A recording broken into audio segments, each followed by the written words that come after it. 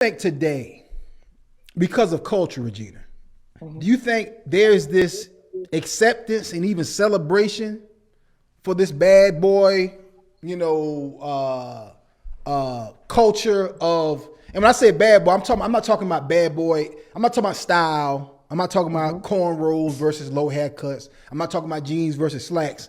I'm talking about grimy dudes, slick dudes. But do you think, Regina, that there's more of almost like a celebration of this negative culture today that affects a lot of women's choices? I mean, I do think so. Like, even as it relates to social media, we talk about relationship goals, and social media has put false images of what a good man is, or what a good man, I guess, we should think that a good man is. I mean, you see women every day. I don't want to open up a can of worms, but you see women every day getting on one knee, proposing to a guy, that may walk away, or continuously going back to a guy who disrespects her or curses her out.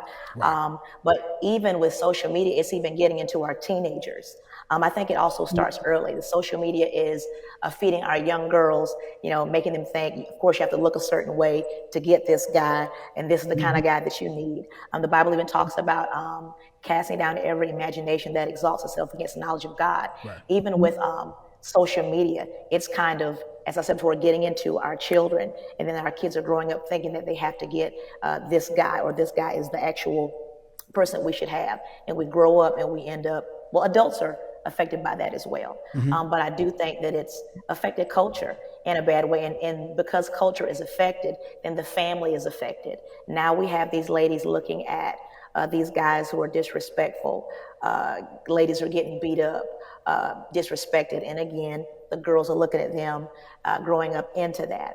And even when that happens, it kind of turns the family. It kind of messes up how God intended for the family to be. The role of the wife in the house, or the role of, the fiance.